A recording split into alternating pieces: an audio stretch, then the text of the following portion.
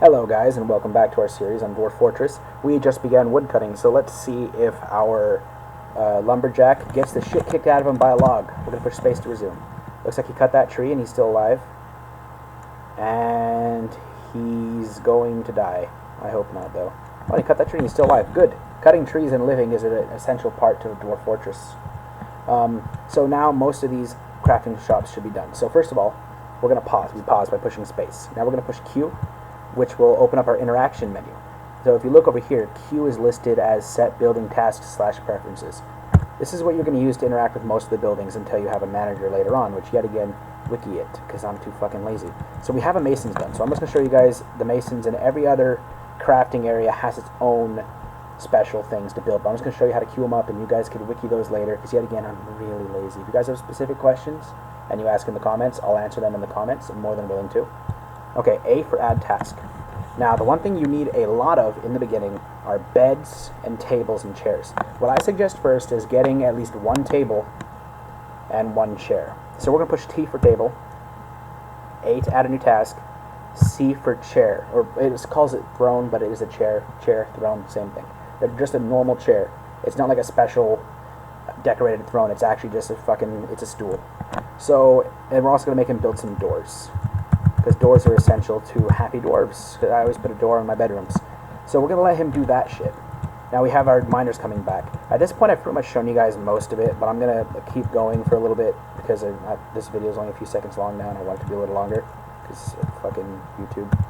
Okay, so I'm going to show you guys how to build some shit. This is yet again, I'm designating, so I push D for designate, and then D again for mine, and I'm mining. So I'm going to show you guys some optimal bedroom sizes. There are a few different types of bedrooms people build.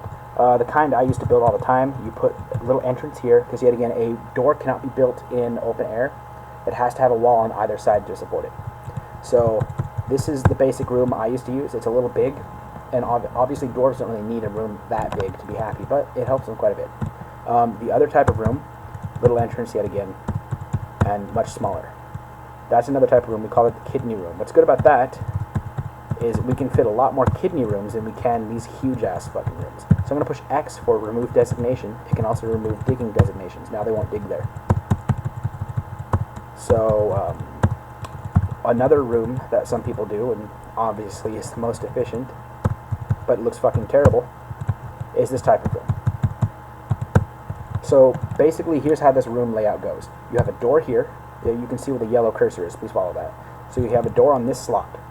And then you have like a chest here, because dwarves like storing their shit in a chest, or you have a cabinet here for them. Then you have their bed, and then you have their armor stand. That is like a optimal room. It'll always make them happy, but honestly all you need is a bed. Like, make a kidney, since you're a beginner, don't worry about optimizing or anything like that. Make a kidney room, put a bed in it, maybe put a cabinet in there. Fuck it, they're dwarves, they can store their shit on the ground. They have to listen to you even if they're not very happy. So, but keep them happy, because if they get depressed, they'll kill everyone, and that's never too fun. Well, actually, no, it's a lot of fun. But, yeah, so these are just some optimal room sizes. I just wanted to show you guys that. I'll show you guys how a meeting room, like a meeting hall, works. So I'll just make like a little meeting hall here that everyone can just chill in. It's going to be really shitty, but you want a really good meeting hall eventually, because that's where they're all going to eat their meals and stuff. So we're going to let these dwarves come down, and they're going to crack this open, because they're so nice. In the meantime, I'm going to teach you guys something about stockpiles. So if you push, yet again, spacebar to pause, so that we can do things a little slower here. P will open up your stockpile menu. You see here, we have animal, furniture storage, corpses, and so on and so forth. First of all, I almost never use corpses. R for refuse usually does well enough. It's where they store bodies and shit. If you have cats, they will drag little dead creatures all over the place, and if there's a lot of them, your dwarves will get unhappy thoughts. So you make a refuse pile, so we push R, enter. Oh, okay, P, R. We're going to make our refuse pile over here next to our animals, because fuck them. Now our dwarves will drag any dead bodies, or any like garbage, into this area, which is good, because you'll get a lot of garbage stacked up, especially after like a goblin siege. Now food is rather important.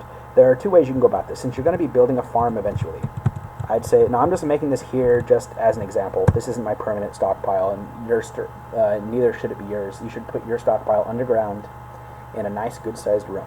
But I'm just using this for example. So I'm going to push Q after I've made that. I pushed escape to exit that menu. Now I'm pushing Q to open up the building designation. And now I'm just going to push S on this, because you can see it's selected because it's glowing green. If I move away, it isn't selected. It selects the wagon. This is a wagon you start off on, by the way. That thing. Anyways, you go to this, you push S for settings. Now, you don't have to do this. I do this just to be a little optimal, and it does help quite a bit. Forbid seeds. So you want to go down to seeds and push F. That way your seeds are not stored here. And now we're going to make another stockpile. Yet again, this isn't optimal. I'm just fucking around. We're going to push P, make another food stockpile over here. And just like a little one, push Q again, push S for settings. Go down to food. This is forbid all meat, fish, eggs, plants, everything except for seeds.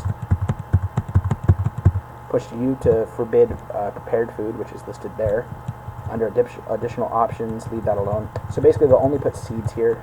Maybe I missed an option and fucked it up, but they should only put seeds here, which is good. You want to put that next to where you're going to have your farm. So I'm just going to build a really shitty farm here. I think there's enough soil in this for me to build a little farm. Just to show you guys how that works. Yeah, the dwarves are moving out all their seeds now. As you can see, seeds are stored in bags, and food and other resources are stored in barrels. So basically you want to get a lot of bags. You'll need a nice cloth industry to make a lot of bags, but it makes it easier so your dwarves aren't hauling seeds all over the place. What'll happen is one dwarf grabs a bag of seeds to go plant, and the other dwarves go, hey, where the fuck are those seed bags? I can't plant anything, I'm going to cancel it, and then it gives you a huge red message down here. So that gets really annoying. So just get a lot of bags and try and get a lot of seeds. If you can get your seeds split between 2 or 3 bags, then you're never going to have to worry about that pop up again. Yeah, it's not too bad. So hopefully our dwarves are done digging down there. They're doing a good job. Look at them working hard. So we're going to push build and then T for table. Now, right here, placement hidden is because they can't see, because that's in an area we can't see yet. I'm going to put the table right here. You can build on top of these rocks. These rocks are just kind of there. You can put anything on top of them. So I'm going to build, we have a diorite table 44 distance away. We're going to place that. Now we're going to push escape and wait for someone to bring that in there. Now the most important thing to remember is this wagon that you started off with, the one right here, is your meeting hall. A meeting hall is where all dwarves will hang out when they're being idle, like when they're just waiting. Dwarves will go there to eat, and your dogs will swarm around it because the dogs like hanging out at meeting halls. You know, they get scraps of food and shit. So wherever you have that, that's where your idle dwarves and your unassigned dogs will be. You can assign a dog to a pasture. So this dwarf builds this table. Now he's done. Push Q. Now right now there's still a lot of shit here. A lot of uncut stuff. So I'm going to wait until it's done, but then I'll teach you guys how to make a meeting hall. We just have to wait until they hurry the fuck up, because they're being really slow and making this tutorial take way too fucking long. And I just want to go and make some fucking dinner, but I can't because these fucking dwarves are taking so long. Oh my fucking god. I should have embarked with 3 fucking miners. That's what I should have done. It's all my fault. I brought this upon myself. They're almost done. And so once they finish their last rock... Okay, so you want to push Q to open up the building thingy again, and then push R to make this a dining room. As you can see, it doesn't take up the whole room. That won't do. I'm going to push plus or minus to decrease or increase the size. We're just going to make this whole thing the dining room. Push enter, done. Now, this is a dining hall. They'll go here to eat, but they won't go here to meet up. So you want to push H, which is listed over here, for meeting hall, H. So it should say Y, which means yes, next to the meeting hall. Now, all the dogs should run down here fairly quickly, and any idle dwarf will come down here, and they'll just fucking hang out and have a rock out with their cocks out. Probably. I don't know how dwarves hang out. Toady wouldn't let that happen, actually. I think he was raped as a child. He's really afraid of sex. Idlers up here is 3. So that's how many dwarves are idling. This is how many dwarves are not working. That's not good. We want our dwarves to work. So what I will suggest for a new player, and you don't want to do this once you've played for a while, because it's more fun controlling your dwarves. And it might lead to some weird errors, so I wish you guys not doing it too often. But if you have the starter pack, that means it also comes with DF hack. Now, every single person who's played this for a long time is about to go, this stupid fucker is suggesting that new players use hack. Yes, I am. Go to DF hack and type in auto labor. AUTOLABOR. And then space, and then 1. This will enable auto labor. What this does basically is it manages your dwarves' jobs for you. So it tells them what to do and when to do it. Another program to use is Dwarf Therapist. Some people will call it the Rapist. and some people just call it Therapist, and some people call it DT. It's a program that is also included in the Utilities tab under your starter pack, where you double-click it, and it'll open up, and it basically controls your dwarves' skills and their current jobs, what they're allowed to do. Like, so if you get a migrant wave, which you will, you'll get dwarves that'll come to your, like, migrate to your area, and it'll say, like, oh, well, you got 9 cheesemakers and a fish dissector. Well, that's all they'll do. That's all they know how to do. They won't mine, they won't cut trees, they won't kill goblins, they won't do jack shit, but make cheese and dissect fish, which is kind of useless.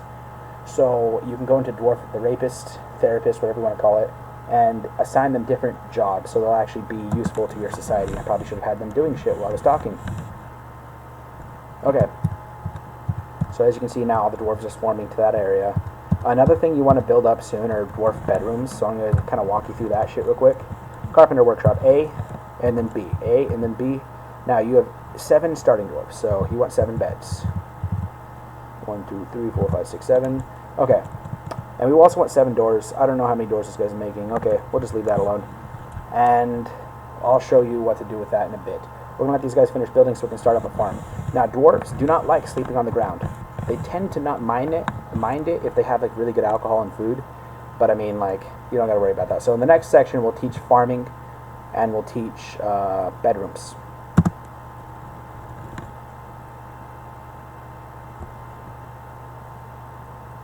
Oh shit, it's still on. Goodbye.